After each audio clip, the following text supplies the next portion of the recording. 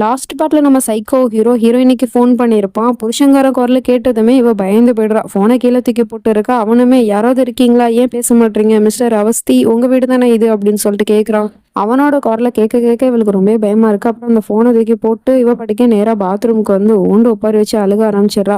எப்படி நான் இருக்கிற இடம் விராஜ்க்கு தெரிஞ்சிச்சு, அப்போ இங்க என்னை தேடி வந்துருவானா அப்படிங்கிற மாதிரி அழுதுட்டு இருக்கா. அதே சமயம் அந்த பையனும் எதுக்காக அவஸ்திக்கு ஃபோன் பண்ணியிருக்கான் அப்படின்னா, அந்த பொண்ணோட மகத்தை நம்ம ஜான்வி மாதிரியே பிளாஸ்டிக் சர்ஜரி பண்ணி மாத்தணும்னு நினைச்சான் இல்லையா, அந்த டாக்டரோட வீடு தான் இது. அந்த அங்கிள் தான் அந்த சர்ஜனா இருந்திருக்காரு. ஸோ அதுக்காக தான் கால் பண்ணியிருக்கான். பட் அந்த பக்கத்துல இருந்து யாரும் பேசல அப்படிங்கவுமே என்ன பண்றது, சரி வேற டாக்டர் தான் தேடி ஆகணும் போல அப்படிங்கிற மாதிரி சொல்லிட்டு போயிட்டு இருக்கான். வீட்டுக்கு வந்தது நம்ம ஜான்வியோட போட்டோ கீழே இருக்கு. அதை எடுத்து வச்சதே இவன் தான். அந்த போட்டோ கிட்ட போயிட்டு இருக்கான். அப்படி போகும்போது அந்த பேப்பர் இன்னும் அந்த வீட்டுல தான் இருக்கு அப்படிங்கிறத நமக்கு காமிக்கிறாங்க. அந்த பேப்பரை இன்னும் இவன் கவனிக்க போல. அங்க போய் நம்ம ஜான்வியோட போட்டோவையும் அவளோட போட்டோவையும் ஒன்னா ஒப்பிட்டு பார்த்து உடனே அந்த மேனேஜருக்கு ஃபோன் பண்ணி, நீங்க சொன்ன சர்ஜன் வந்து ஃபோன் அட்டன் பண்ண மாட்டாரு. இப்போ நீங்க என்ன பண்றேன்னா இமிடியேட்டா நாளைக்கு என் வீட்டுக்கு யாராவது ஒரு டாக்டர் உங்களுக்கு தெரிஞ்சிருக்கும்ல பெஸ்ட் சர்ஜன் யாரு அப்படின்னு, அந்த மாதிரியான ஒரு பெஸ்ட் டாக்டரை வீட்டுக்கு வர சொல்லுங்க அப்படிங்கிற மாதிரி சொல்லிடுறான். இப்படிலாம் இவன் யோசிச்சு வச்சிருக்கிறது தெரியாம அந்த பொண்ணு அவனை பத்தி தான் யோசிச்சிருக்கா. அப்ப கரெக்டா அவனும் கால் பண்ணி, என்ன பண்ற பிரியா, நீ தூங்கிட்டியா அப்படின்னு சொல்லிட்டு கேட்கறான். அதெல்லாம் இல்ல விராஜ் சொல்லுங்க அப்படின்னு சொல்லிட்டு சொன்னா, நாளைக்கு திரும்பவும் லஞ்சுக்கு என்னோட வீட்டுக்கு வரியா, அவனுக்கு ஒரு சர்ப்ரைஸ் வச்சிருக்கேன் அப்படின்னு சொல்லிட்டு இருக்கான். வாவ் சர்ப்ரைஸா, எனக்கா, சரி சார் வரேன் அப்படிங்கிற மாதிரி போனை கட் பண்ணிடுறான். இவன் என்ன பிளானை போட்டு கூப்பிடுறான் அப்படிங்கிறது இந்த பொண்ணுக்கு தெரியல. அதே சமயம் நம்ம ஹீரோயினை காட்டுறாங்க. அவ வந்து பாத்ரூம்ல அழுதுட்டு இருந்தாலே இப்ப வெளியே வரா. முகத்தை கழுவிட்டு அதை தொடக்க கூட இல்லை, அப்படியே பயத்தோட வந்து உட்காந்துருக்கா. அப்பதான் கரெக்டா அந்த அங்குளும் வராரு தண்ணி எடுத்துக்கிட்டு. இவ இப்படி பயந்து போய் இருக்கிறத பார்த்துட்டு, என்னாச்சுமா சியா, ஏதாவது உனக்கு பிரச்சனையா அப்படின்னு சொல்லிட்டு கேட்டா அவ எதுவுமே சொல்ல மாட்டேங்கிறா. உடனே அவர் இவ பக்கத்துல உட்காந்துக்கிட்டு, ஏமா பதட்டமா இருக்க, என்ன பிரச்சனை, எதுவா இருந்தாலும் இந்த அங்கிள் கிட்ட சொல்லு, நான் இருக்கேன் உனக்கு அப்படிங்கிற மாதிரிலாம் பேசுறாரு. பேசுறது நல்லா தான் இருக்கு, பட் அவரோட நடத்தை சரியில்லை. அவகிட்ட நம்ம ஹீரோயின் கிட்ட தொட்டு தொட்டு அதுவும் வேற விதமா தொட்டு பேசிட்டு இருக்காரு. இவர் இப்படி தப்பா பண்றது நம்ம ஹீரோயினுக்குமே ஃபீல் ஆகுது. என்ன பண்றீங்க அங்கிள் அப்படின்னு சொல்லிட்டு ஓரமா போய் நின்றுட்டு இருக்கா.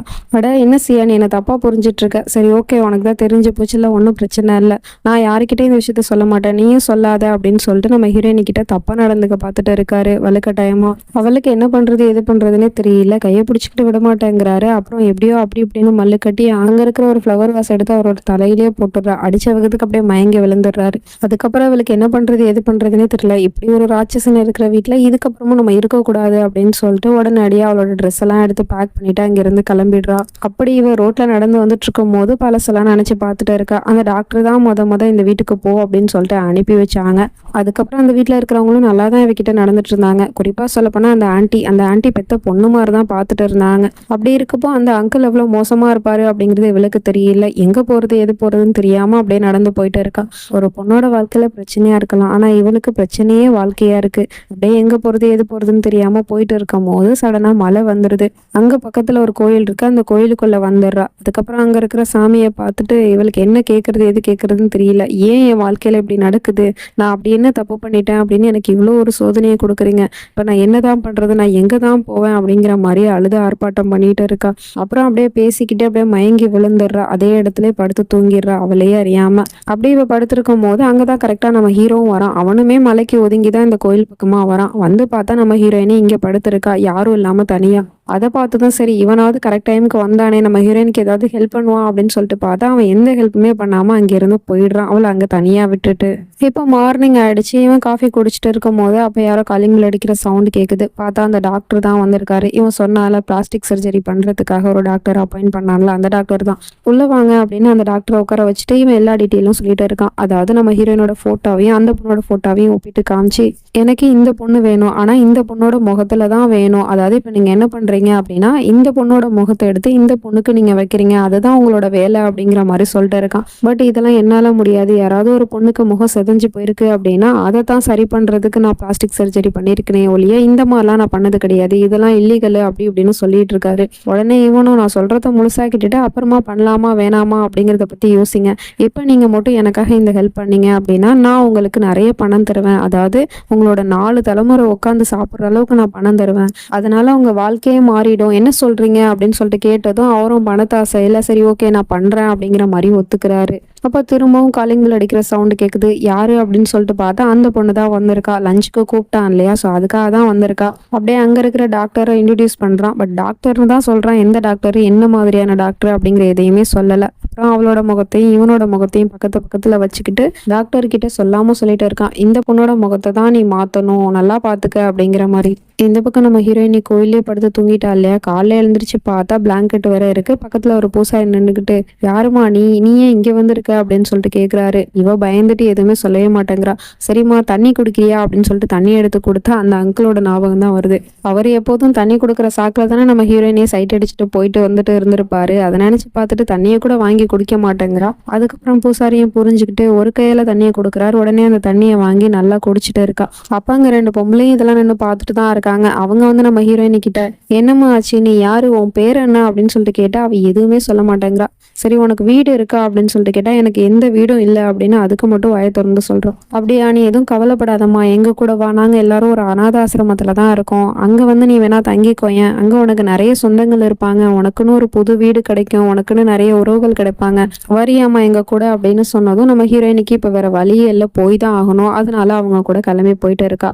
அப்படியே அவ போனதுக்கு அப்புறம் நம்ம ஹீரோவை காட்டுறாங்க. இன்ஃபேக்ட் அந்த 2 பொம்பளைங்களை அனுப்பி வச்சதே நம்ம ஹீரோ தான். அவளை இங்க இருந்து கூட்டிட்டு போய் சேஃபா ஒரு இடத்துல வைக்கணும் அப்படிங்கிறதுக்காக தான் இப்படி பண்ணியிருக்கான். அவங்களும் அங்க இருந்து நம்ம ஹீரோயினே ஒரு அனாதை ஆசிரமத்துக்கு கூட்டிட்டு போயிட்டு இருக்காங்க. அங்க நிறைய பேர் இருக்காங்க, ஆதரவற்றோர் தான் நிறைய பேரா இருக்கிறாங்க. அங்க ஒரு ரூமை காமிச்சு, இதாம அவனோட ரூம், நீ இங்கேயே தங்கிக்கலாம், ஏதாவது பிரச்சனைனா நீ என்ன கூப்பிடு அப்படிங்கிற மாதிரி சொல்லிட்டு போயிடுறாங்க. இப்போ நம்ம ஹீரோயினுக்கு சேஃபான ஒரு இடம் கிடைச்சிருச்சு.